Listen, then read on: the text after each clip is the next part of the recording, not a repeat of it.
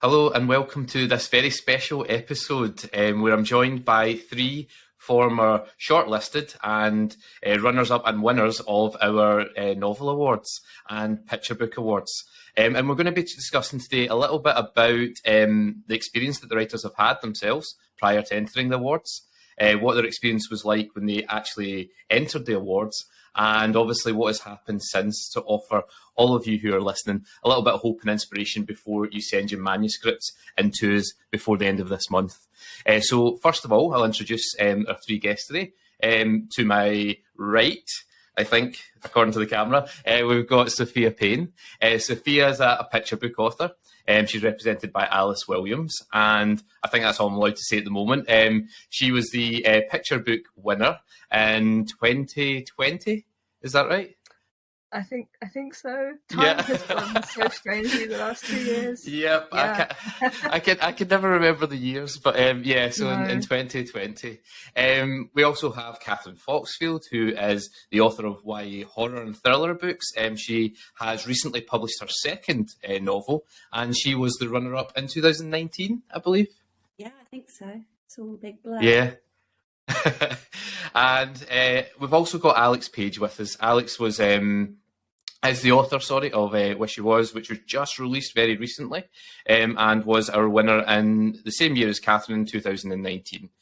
So thanks very much to all three of you for joining me for a quick chat today. No problem. Cool, it's good to be here. Brilliant. So I think what we'll do is we'll first of all start off a little bit about where you started off with your writing and what led you to then seek out our award and to enter it. So Alex, do you want to go first this time? Yeah, sure. I'd been working on Wish You Was for a while. I'd actually been working with an editorial consultancy to help kind of restructure and improve the novel. And it would kind of been a work in progress for a few years on and off.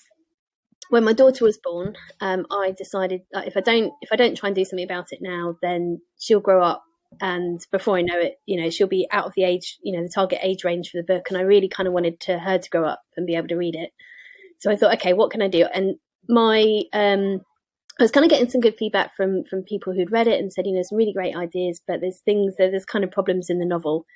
And I thought, okay, well, I will try and enter, competitions and just see if it gets a listing, because I was putting together a submission package for agencies. And I thought, well, if I had nothing to really say, I kind of thought that my letter felt a bit blank. I thought, I've written this great book. And so I thought, well, if I enter some competitions, get some listings, then I might get a better chance at getting picked up by an agent. So at the same time, I thought, I kind of found Right Mentor on Twitter and thought I'd better be, getting more involved in the community. And then I kind of submitted to the Right Mentor Award. And then that, obviously everything else kind of tumbled out of that really. But it was just, great time that the award came along when it did. And I was just at that point where I was kind of thinking, what more can I do? Because I don't think I can edit this much more on my own. What more can I do to kind of help my cause a bit more? Which is why I entered. Brilliant. And was Wish You Was your first book? Yes. Yeah. So I've been writing picture books as well, in parallel to that, with my lovely critique group. But it was my first novel that I tried to write. Wow. Perfect. Yeah. Kathryn, I've seen your cat's keen to get in on the action there. Yeah, she's hungry. So that brings us nicely over to yourself, Kathryn. Do you want to chat a little bit about your writing up to the point where you entered? Yeah, sure. So I was a microbiologist for about 10 years, maybe longer. And I just wrote I love a bit of microbiology. I just wrote as a hobby, and I'd written probably about 10 YA books by the point I came to write Whisper Peer, which became Good Girls Die First. And I'd sent them off to various agents, and I've been lucky enough to have quite a few good agents give me a lot of feedback. And the advice was always, oh, your plotting is terrible, but we really like your writing. And I sort of just floundered around at that stage for many years where people kept saying, you can really write, but this doesn't make any sense. And I'd kind of got to the point where I was like, I don't know what to do anymore. I think I'm writing good books, but I'm not getting anyone wanting to sign them. So I think it was 2018 or 2019. I thought I'm going to have to do something different, and I'm going to start entering pitching contests and competitions and see whether I have any more luck. going down that route. And so I entered the Right Mentor competition with 2 books. So one of them was one I was serious about and that I'd had an agent revise and resubmit on it that I was working on at the time. And then the other was Whisper Peer, which was just meant to be a joke book that I'd written for a bit of fun. And that one ended up doing a little bit better in the contest. So, yeah, it was actually the first competition that I'd entered as well. So my big plan to send the book to lots of competitions sort of didn't happen in the end. Well, obviously that's all a happy ending. So, but we'll talk more about that in a little bit. So, Sophia, can you tell us a little bit about yourself before you entered as well? Yes, it's so funny because what you say, Kathryn, about how the book you think is going to do well actually ends up not being the one. I just so can relate to that.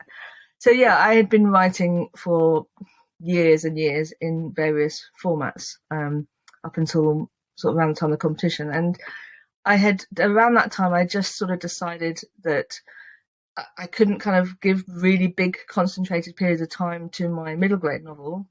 So I started to look at picture books, and I had some picture book ideas, and I had been writing them, and I'd sent some off. I'd gone on, I'd sent some to agents and stuff, and had some one-to-ones, and I really wanted to make it work. And I decided to do a couple of courses, one of which was actually the Right Mentor children's picture book course with the lovely Claire Helen Welsh. And I'd also got a couple of critiques from her, sort of separately, paid critiques. And my critique group, one of my friends in the critique group said, there's this competition coming up. I'd never heard of it. And I decided to submit 3 books. 2 of them were the ones I thought were going to be the more popular ones. And then actually, Farouk and the Wee Wee was just like a sort of little, just a last minute entry. I didn't think anyone would want to hear this story. And to give you a bit of background, I was in a really sort of strange place as well with my heritage at that time. Like, I've spent all of my life just ignoring the fact that I am mixed race. I have a Guyanese mother and an English father, and for all of my life I've just sort of pretended that I am just English. I am not anything else. And it sounds weird to say that, but the reason I think is very obvious is because when you look at my sort of history, the Guyanese side of me was the thing that caused me so much pain and fear, because we lived next to very racist neighbours, and I was terrified to even step outside the house because they would shout racial abuse at us and say things like, go back on your banana boat and you don't belong here. And at school I was the black kid, even though I'm clearly not black. And my family, the one half of my family was a real source of upset and hurt and pain and all these things. I never saw anyone in books or in films or anything that looked like I did or had a family like I did. So I had really hidden from that. And there was a couple of things I won't bore you with, but a couple of medical things that had happened where I was really forced to look at my heritage and look at where I'd come from. And this was a real kind of enlightenment where I started to think, why am I so ashamed of being, partly Guyanese? Why is this such a problem? And Farouk and the Wee Wee was the first, I think it was the first, or it was around the first book that I actually decided, I'm going to draw my family and my experiences and all this sort of variety, various things into a book that is going to be set in Guyana. It's going to be about a Guyanese family, going to have Guyanese food in it, and it's going to be almost like a love letter to the childhood that I had always denied and always pretended I wasn't a part of, wasn't part of that life. And I absolutely did not think that story was going to be well received. I thought, who's going to want to hear a book about this little Guyanese boy learning to cook kind of Caribbean food? And it was such a strange experience to see, and it was a very last minute entry as well. It was only because of my lovely critique partner who said, just enter this competition. And I almost didn't enter, and I almost didn't enter that book as well. So that's I know that is an amazing story. And do you want to just continue then, Sophia, with the next stage, which was when you entered and then you found out that you got on the long list? What was that like for you? Really, really surreal. Again, to see that book in particular out of the 3 that I entered and the other 2 didn't make the long list. That was really strange, but but obviously really, really comforting to know that when I had finally accepted my heritage and finally said, you know what, I'm going to carve myself a little space for, for Guyanese culture and in this industry, I'm going to make a space. To know that was well received is great. It's really, really nice. And also a real surprise. I mean, I must admit, when I was on the long list, I just thought, oh, it's like a token BAME entry. I probably won't get any further. It's just token vote feel sorry for the unusual the unusual story, because I appreciate that the story is set in a very, for a lot of people, that Guyana is going to be a place that they never heard of. And again, even in my school when I was growing up, the amount of times I had to say, oh, Guyana's in South America. Like, everyone said, oh, no, it's not. It's in Africa. You don't even know where you come from. It's pronounced Guinea or New Guinea, or just nobody had ever heard of Guyana. So, yeah, it was exciting to think that I could, actually get people thinking about this place. This was great. Amazing. And Alex, obviously it's a couple of years ago for you now, but can you remember when you first found out that you'd made the long list? Very vividly, yeah. I was in a cafe where I used to live, and I had Bella, who was 2 at the time, on balanced on my knee, and I was trying to feed her pasta at the same time as I knew the deadline when the long list was up. And so I was on my phone, at the same time, sort of shoveling pasta in her mouth and going, right. And the problem is, Wish You Was starts with a W, and so it was, you did the list alphabetically. So I was sort of scrolling through my phone, I was thinking, and I already prepared myself for kind of crushing disappointment. And then I was kind of going down, I was like, it's not there, it's just not there, it's just not there, it's just not there. And then I saw it listed, and I literally leapt off my seat. The pasta flew everywhere. I was like, oh my god.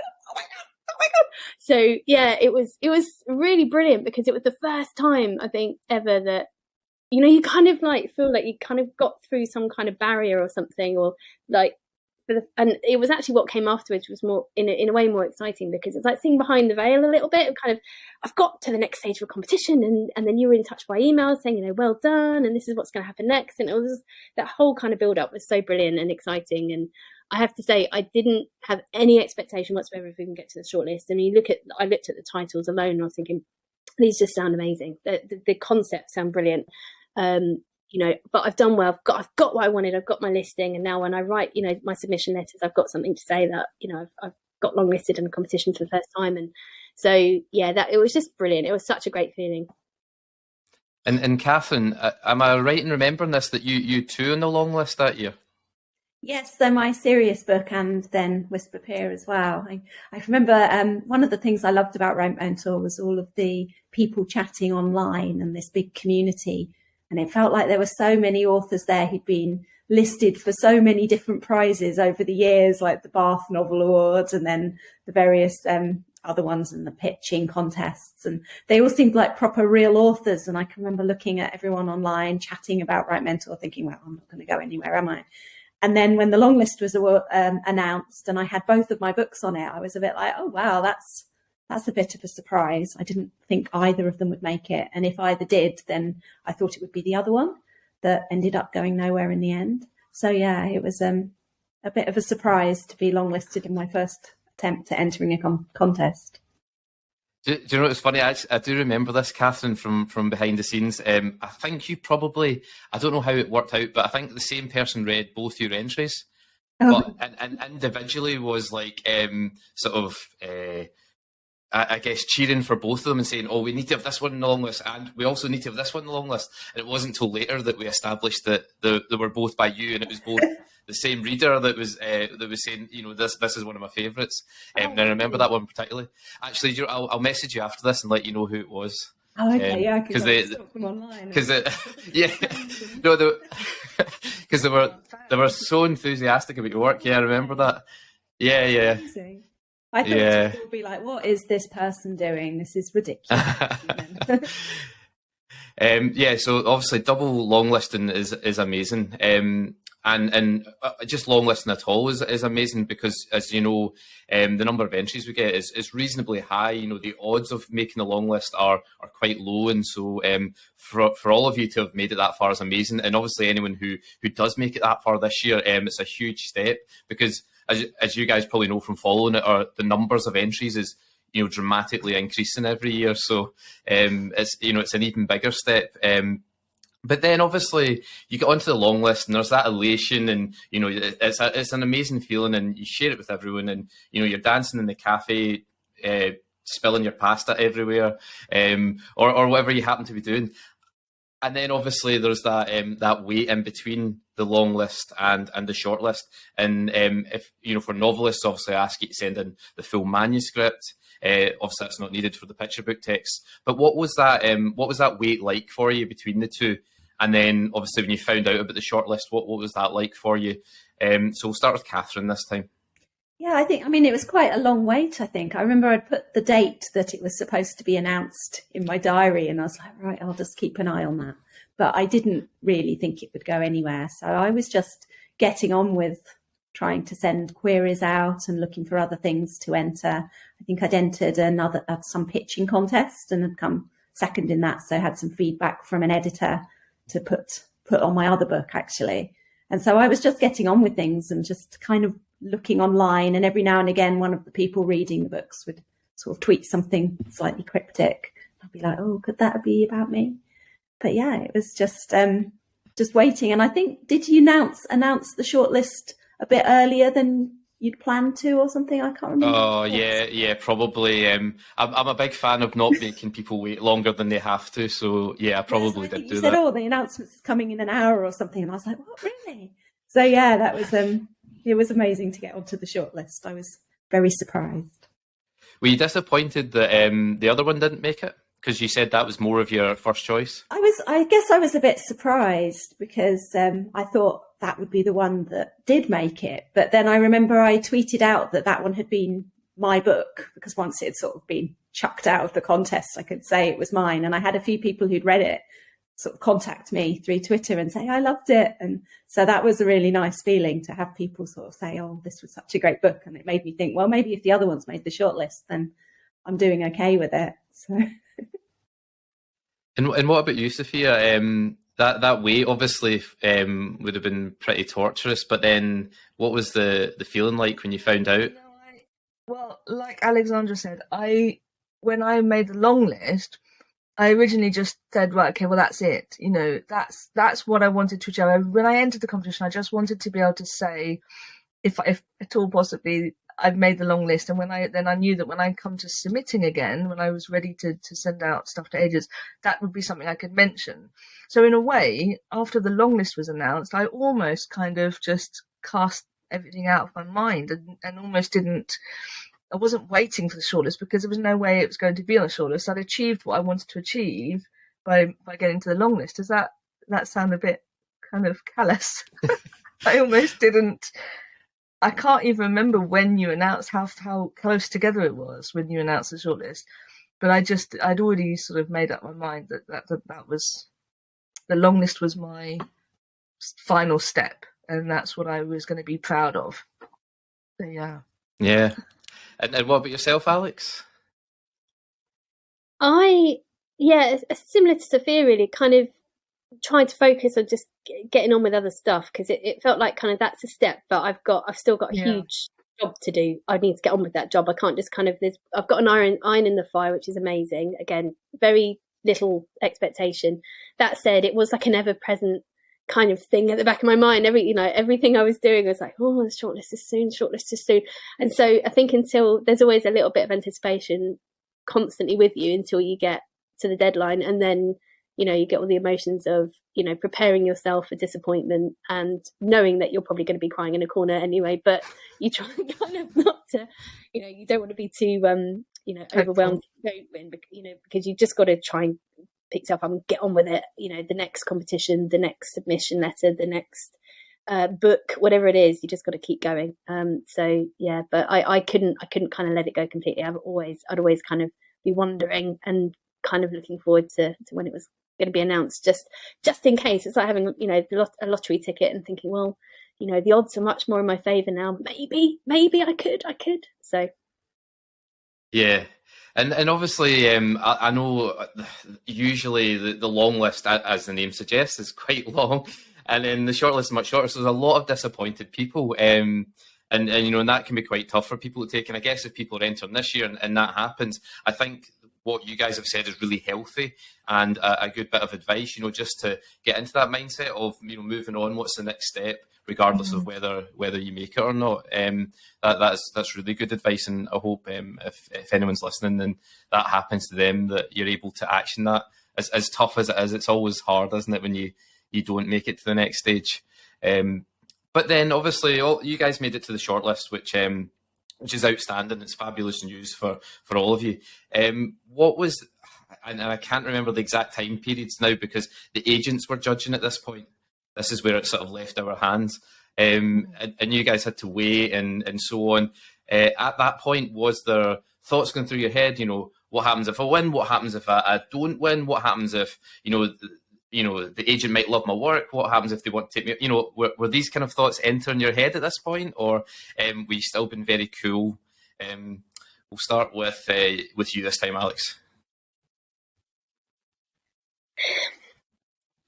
I think, in all honesty, when I knew I was on the shortlist, I don't remember in kind of daring to dream I might win. I think I thought that was it. And I'd done well enough that it might get me some agent interest. I don't think I remember kind of thinking too far ahead, to be honest, because I just thought, well, it's just, you know, I'm just not going to win. But it's been brilliant to be a part of. I've really enjoyed it. And I was looking forward to actually to getting the feedback from readers, because I don't think at that stage we'd had that feedback yet.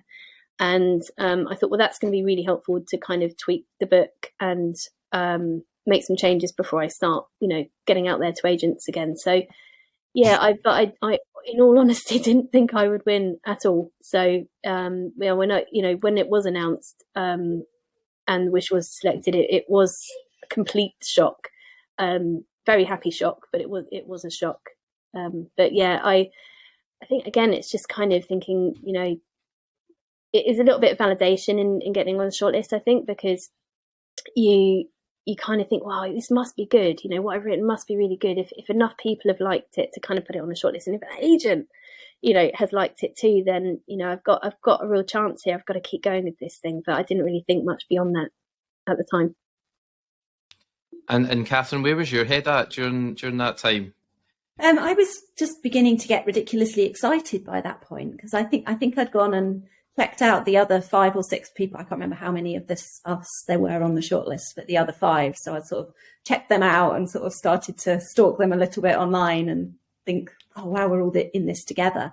But then I was just so excited and was beginning to think, oh, maybe I can actually write. Maybe I could win this. And I can't believe an actual agent's reading the book and judging it. And yeah, you sort of, when you're entering all of these contests and querying, you try to have lots of things on the go at the same time, because there is so much disappointment in this industry and so much subjectivity and people rejecting you constantly if you've been doing it for a long time like I was. So I hadn't really had much hope that it would go anywhere. But once I got on the shortlist, I started to think, oh, maybe this could actually be my chance and maybe someone will actually notice now. So yeah, it was really exciting waiting for the whole announcement and everything to see what was going to happen. And Sophia, what about yourself? I think I felt very similar to Alex again. You know, being on the shortlist was more than I could ask for in terms of validation. But I just didn't dream that it would go any further. But I think the important thing at that time was that, you know, the agents were going to be judging, and knowing that my work was going to be read by Alice Williams again was like, I was like, oh yes, that means when I come to finally submit to her again, I can say, you've read my book in this competition. That was all I wanted. It was just, you know, a little kind of edge in my submission letters to, you know, to be able to kind of get myself seen. And it was a really hard thing to be on the shortlist, because my critique partner, who was the one who told me about the competition, was also on the shortlist, and there was only 3 of us.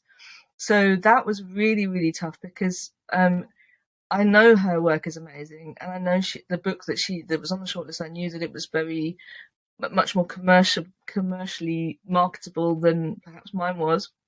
And I was just so happy for her that almost I didn't really think about my own journey at that point. And I guess I was a little bit scared as well, because I thought, I don't want to win over her story because I know how she's going to feel, especially when she told me about the competition. I felt like that was almost kind of rude. And I just was just so concentrating on the excitement for her story, and thinking that that's it. And we didn't know who the 3rd entry was, because obviously we knew each other. We knew that we were, 1 and 2, but within the 3rd entry, we're like, who's this 3rd entry? We were trying to work it out, and I think the 3rd title sounded really cool as well. So I think me and my friend were both like, oh, this other person's probably going to win, but yay that we could be 2nd together, kind of thing. So yeah. Yeah, that can be tough, especially if I use a critique group, close friend, and so on. And I do think there's probably a temptation, isn't there, not to publicly shout about competitions for some writers, because you're then just decreasing your own chances if you encourage other writers to take part. So, but yeah, no, that's nice to hear that you were thoughtful of them more so than yourself at the time. And so that brings us quite nicely. We're going to just chat lastly about what has happened for you all since the award. What's life been like? Has it made any difference to you in terms of your confidence, to your writing, to your career, or anything, and what impact it's had? So we'll go back the other way. So we'll start with you this time, Sophia. So yeah, I mean, it's funny because obviously winning the picture book category for that award was insane. Like I remember, I think all of us will always remember that point when we got that good news. I remember we'd only just moved and we were all in a real state of flux, and there was a lot of kind of anxiety and uncertainty in our home at the moment, at that time, well, still now as well, but at that time. And I remember we were all huddled around the kitchen table with my iPad and like to watch the videos of Alice talking about the different entries.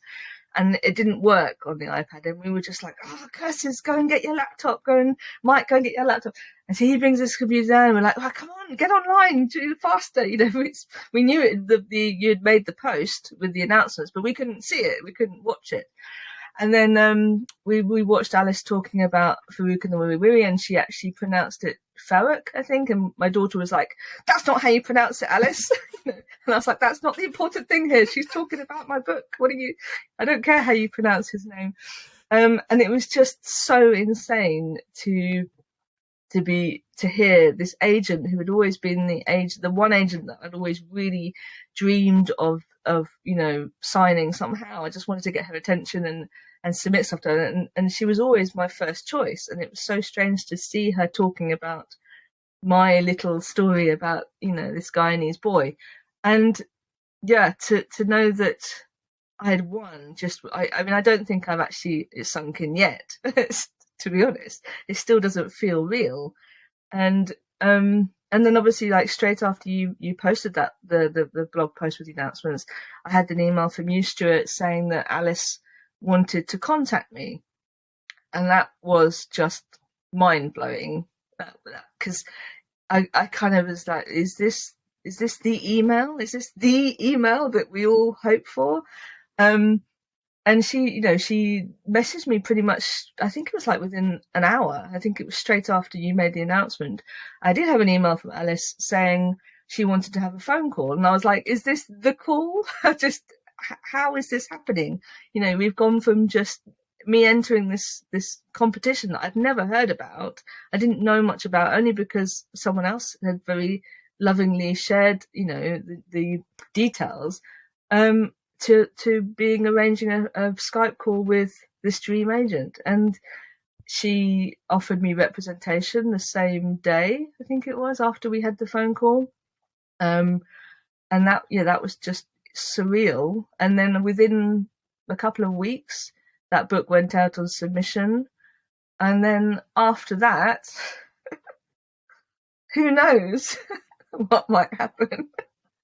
Something may or may not have happened. May or may not have any more news after that. Yeah.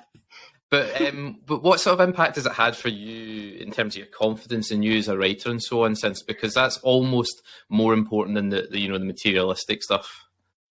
Yeah, I mean, goodness, I couldn't ask for any more validation than being signed to the agent that I've always wanted to be signed to.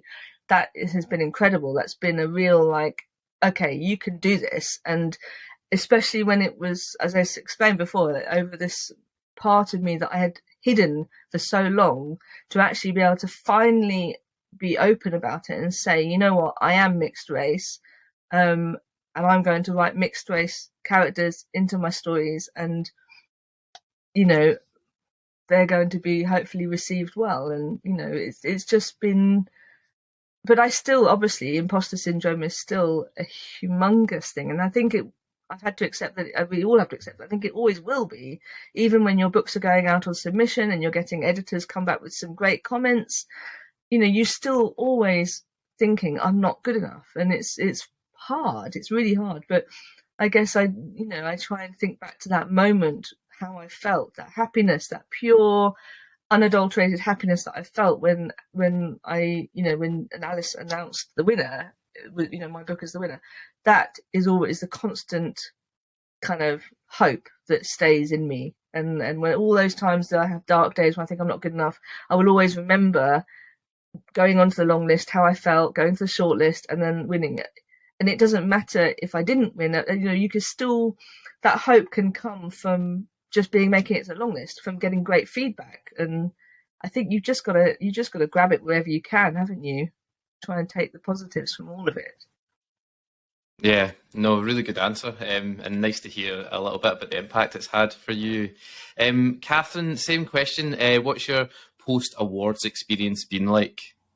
Yeah, so I think after I was announced as the runner-up, you emailed me to say that Chloe, the judge, the same as you, Sophia, wanted to talk to me about my book. And so I emailed her, and then she offered to represent me by email, and I was a bit like, really? Is this like an agent wanting to actually work with my book? It just didn't seem very real. But I went to meet her in London, expecting her to tell me that the book was awful and needed to be completely rewritten, still with the imposter syndrome. And we ended up editing it for about a month, then went on submission, and then had 2 offers about a month later. So it all moved incredibly quickly. And I ended up signing with Scholastic for 2 books, and they were on a much tighter schedule, I think, than a lot of other publishers, because it ended up coming out the following summer. So it was just a ridiculously quick turnaround, and I didn't really have time to actually process it and believe that it was all real. But then it came to handing in my second book, and that was a bit more scary, I suppose, because I hadn't had time to work on it for ages. It had been a really quick write during a pandemic after having a baby. So I think I wrote it in about 4 months and then sent it off to my editor, fully expecting her to be like, what have we done? We've signed this person for this book that she spent over a year working on, and now she's written another one, and it's just incoherent nonsense. But they really liked it, and it came out this summer. And so I think that was the point when I started to think, actually, maybe I can actually write a little bit. I'm doing okay with this thing. And then I've since written my 3rd book, which I'm currently editing at the moment, which will come out this summer. And then I'm trying to write the 4th one at the moment, or start the 4th one. So yeah, it's just been this whirlwind of work, basically, but a lot of fun. You've been sort of catapulted into a career, haven't you? And it's so quick. Yeah, I know. I don't really feel like it's a career yet. I feel like I need to get more books out. I need to get another contract, and it's always looking for the next step. But hopefully at some point I'll be able to just breathe and be like, yeah, okay, this is it. I've made it. I did have one more question, actually, which was about, the other book that was longlisted. is that one of the ones that you're planning to do something with, or is it still sitting No, on a it's hard still drive sitting somewhere? on my computer. So since I started working with an agent and an editor, I sort of got a lot better at plotting and sort of knowing what the main driver of my story is, and then basing the whole plot around that, rather than just writing and throwing in all of these great ideas that I think are really fun, but without having that character want the one thing that kind of propels them through the whole story. So I love the idea from the book that was also long listed, but I can see its problems a lot more clearly now. So I think maybe one day I'll go back to it, and then all of the other books I have stuck on my computer, and try and do something with it. But it would need a complete rewrite, I think, unfortunately. Yeah, it's nice though. It's nice to have that little backlist that you can maybe go back and mine at some point. Yeah. And Alex, lastly, to yourself, how's it been for you since the awards? Well, I think the awards, I mean, if I think back on like, okay, so where did my kind of writing career properly start? It was with winning the award, to be honest. And I think Kathryn's kind of, your books were just incredible. You know, they seemed to come out so quickly, and I was like, and I felt really, I remember feeling the kind of, oh my God, I've kind of let this opportunity go, because for me, the snowball didn't quite pick up speed as quickly. So there were some quite difficult decisions to make after the award, and a lot of editing, which I know I've bored everyone with about before. So it took about an extra year and a half to really get the book to a place where it was kind of submissible to publishers, which I think I hadn't expected, considering, you know, I won the award, you know, it must be good enough as it is, you know, it's good enough to win, it must be good enough to go and publish. But actually, it needed a lot of work and it needed a lot of help. I mean, you yourself, Stuart, helped me a lot, you know, in the aftermath of the award, kind of during those few months during the summer, trying to kind of reshape it and take on board the feedback that I'd had and stuff. So it took quite a while to kind of get to the point where it was ready. It was definitely but the award itself was definitely the catalyst for me getting an agent. So I'm signed with the amazing Christopher McKinley at David Hyam, and being in that at that next stage where you're working with an agent to help shape your novel as well is such a different experience to kind of being on your own trying to work on a novel. So that was, you know, an amazing kind of progression from the award to having an agent, going through that process with her, and then it took a while longer to kind of get a deal for the book. But I think the awards they kind of get a lot of after effects from the awards I've found. So I've had a lot of messages from people who read Wish You Was back in 2019, and have kind of said, you know, I really remember this, and they've been great cheerleaders. Frances Tusdevin has been absolutely incredible as a support, and you kind of built that current of kind of love for your story. And when you come to the kind of scary stage of actually having it published, and you're worried what the reviews are going to say, and you're worried if it's going to sell anything at all, and you kind of all those kind of new pressures come into play. I think having that readership behind you and having that love for your story means so much, and it really kind of keeps you going because there are difficult times even after the kind of publication excitement and stuff happens. There are a lot of tricky times that come, and it means the world really to have that, you know, that group of people, that community behind you. And that's what the awards give you. So whether you're longlisted, shortlisted, or you win, people will remember your story, and they will be saying, I loved this story when I read it, you know, back in, you know, this year when you submitted it. And they kind of just, that you have that huge surge of goodwill behind you. Brilliant. And obviously as well, Alex, you branched out into picture books too. Yeah, funnily enough, yeah. So I got a picture book deal before Wish You Was got a deal. Actually, I've been working on picture books with my critique group for a few years, and so yeah, Chris Bell and I kind of sent one off slightly speculatively. We've been developing one together, and we're like, yeah, we think this has got legs. Let's give it a go. You never know. And it got picked up, so that was brilliant. So, and that kept me going, because Wish You Was really had taken me to quite a dark place. So I think that kind of was a big validation. I can write, at least, I can write something. It might not be Wish You Was, but I can write something. So that was great. And yeah, they published quite close together, which I would not recommend to anybody. Don't try and publish two books too closely together. It's great in one way, but it's a heck of a lot of work as well. So yeah, brilliant. So thanks, obviously, very much for sharing everything about your experience with the awards, your writing, the good points, the high points, the low points, etc. Can we just finish with something for those who are entering the awards, just maybe one tip or bit of advice that you would give them if they're still working away and polishing their work before entering at the end of the month? Will we start with you, Kathryn? I would say just go for it, even if you're not 100% sure, because you've got nothing to lose, and use the opportunity to try and build your network of cheerleaders and writing friends and people who can point you in the direction of other competitions, because it's that kind of community that makes it all worthwhile in the end. Yeah, definitely. And Sophia? Yeah, I mean, I think if you have something like a critique group where you can sound out which books you're going to enter, that's really helpful, because often the book that you might have a kind of gut instinct on actually turns out to be, you're focusing so hard on one thing that you miss other stories that could actually be the one that, to propel you forward. So as you say, just enter. The first thing to do is to enter, even if you think, oh, what's the point? I'm never going to get anywhere. You absolutely never know. I mean, I couldn't have for a minute guessed that entering this competition was going to be the pivoting point where, my career basically started. That's just insane to think. I would never have thought that. So you just don't know. So yeah, enter the book that maybe you've got a hunch about, but you're not sure. Go for it. Thanks. And Alex? I think for me, it would be that kind of dreaded feedback and disappointment if you don't get to where you hope to get to with the story. I would just maybe say, no matter what stage you get to, as I know from experience, there will be areas of your work that your story that need work. You will, no story is perfect that gets entered into that, any competition, particularly mental competition.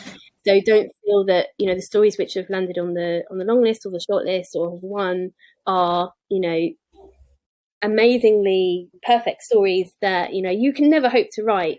They will definitely need work as well, and the feedback won't all be positive that that they receive as well. So when you get feedback, really see it as a bit of a gift. People have taken the time to read your story and kind of give you considered feedback, but don't take it to heart too much. Don't take it personally and feel like I'm no good as a writer if you don't get where you hope to get, because we're all getting constructive feedback at the end of the day on how to keep going, and just don't give up. I think it's the other one. Just set your mind to the next competition date. There are so many these days.